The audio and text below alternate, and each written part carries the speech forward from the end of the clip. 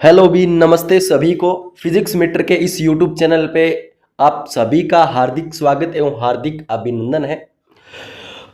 अभी MSc fourth same के exam हैं भाई, तो उन फोर्थ सेम फिजिक्स के लिए 4 पेपर लगते हैं एमजीएसयू के अंदर सेमेस्टर फोर्थ में, जिसमें से इस वीडियो के अंदर जो पहले 2 पेपर है अपने, उनके मोस्ट इंपॉर्टेंट टॉपिक जो डायरेक्टली एग्जाम के अंदर आते हैं वो देखने वाले हैं कि कौन कौन से अपने को टॉपिक देखने हैं।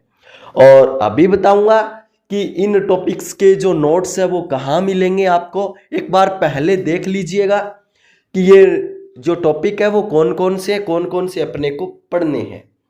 ठीक है, तो इसमें देखिए भी सबसे पहले कि ये जो पहला पेपर अपना रहने वाला, ये कंप्यूटेशनल मेथड एंड प्रोग्रामिंग का रहने वाला है।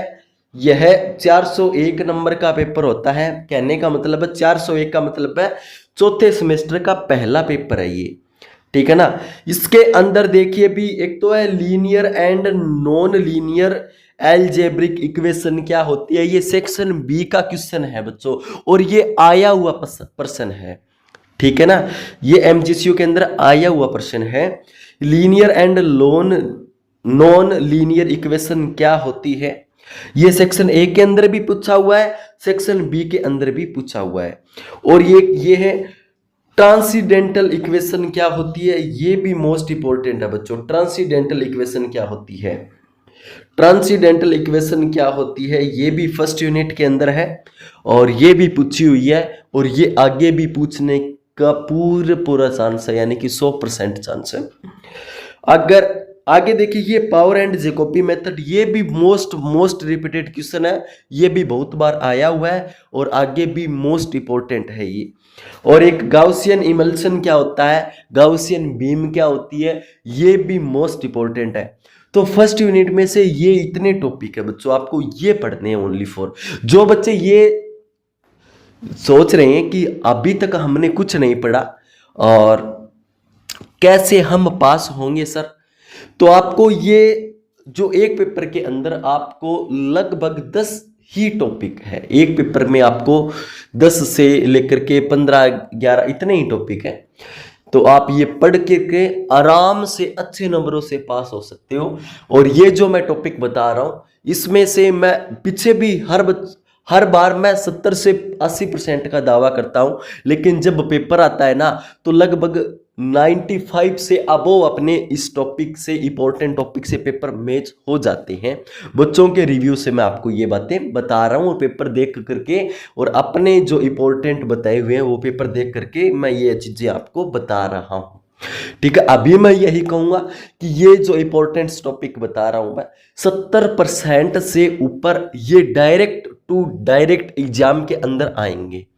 ठीक है, तो मैं जो ये टॉपिक बता रहा हूं ये कोई मैं खुद से नहीं बता रहा, मैं इन पहले जो पेपर हुए हैं, 2023 का पेपर हुआ है, 24 का हुआ है, 25 का हुआ है, अभी जो 26 में होंगे, इन सभी के पेपर के एनालिसिस करने के बाद में ये आपको टॉपिक बताए जा रहे हैं। ठीक है, तो देखिए आगे। अब देखिए एक न्यूटन कोट्स फॉर्मूला है, ये भी इंपॉर्टेंट है। न्यूटन कोट्स फॉर्मूला क्या होता है, ये अपने को ड्राइव करना होता है। और एक एरर एस्टिमेट्स गाउस मेथड है, ये भी आपने को देखना होगा। एक मोंटे कार्लो मोस्ट इंपॉर्टेंट है भी, Monte Carlo evolution of integral, ये मोस्ट इंपॉर्टेंट है, ये अब भी देख लेना, सेक्शन सी के अंदर आपको देखने को मिलेगा।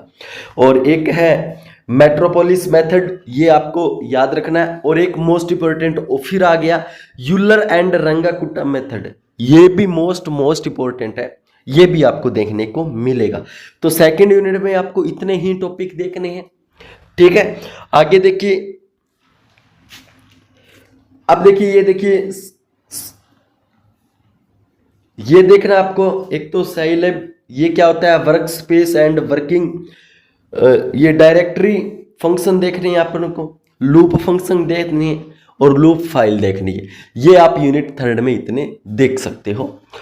तो ये जो टॉपिक मैंने अभी बताई, ये मैं अभी बता रहा हूं 70 से 80%, 70 से 80% आपको ये जो टॉपिक आपको एग्जाम में देखने को मिल जाएंगे। क्या टॉपिक है ये? कुछ नहीं है, 10 से 12 टॉपिक है, 10 टॉपिक है ही नहीं। ठीक है, तो जो बच्चे ये सोच रहे हैं कि अभी तक हमने कुछ नहीं पढ़ा, तो आप ये पढ़ सकते हो और अच्छे नंबरों से आप पास हो सकते हो।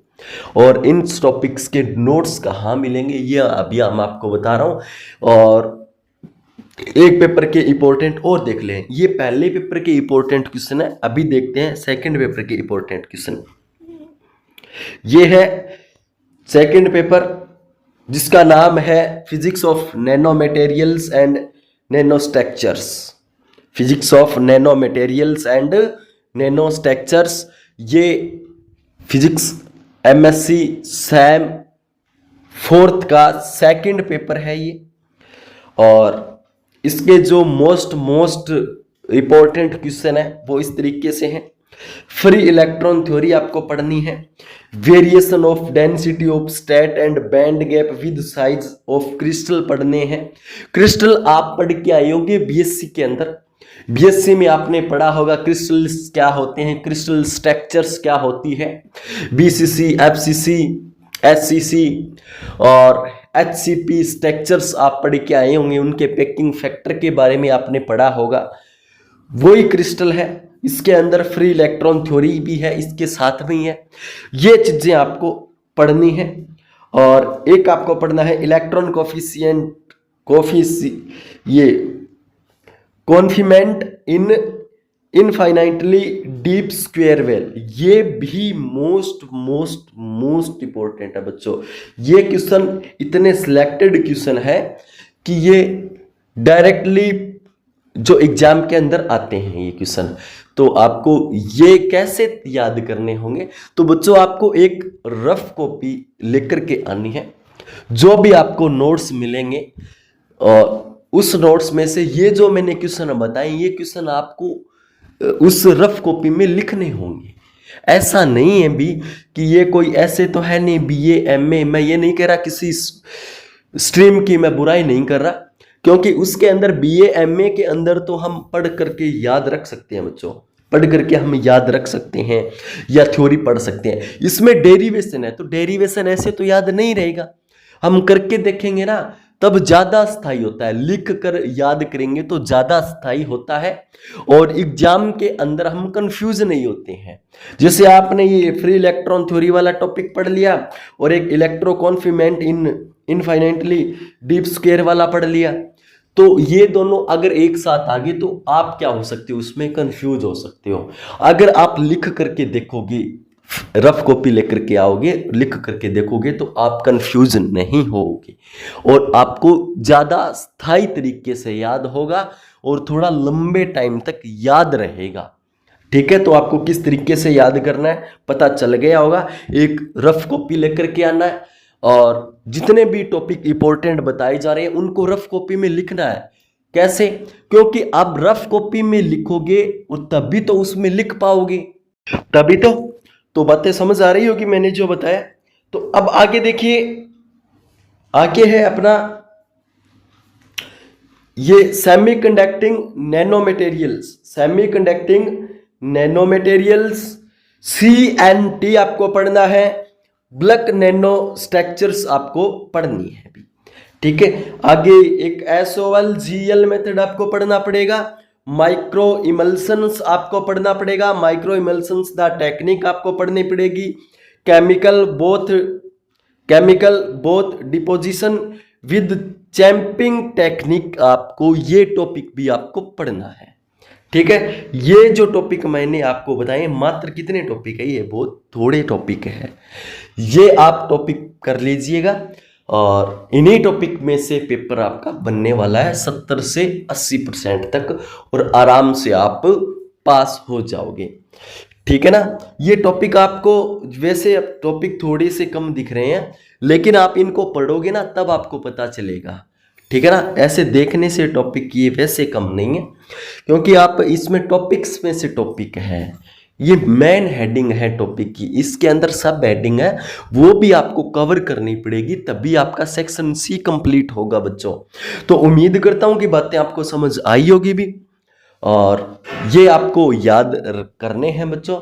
और सभी को पेपर के लिए ऑल द बेस्ट। और इसी के साथ जय हिंद, जय भारत, धन्यवाद।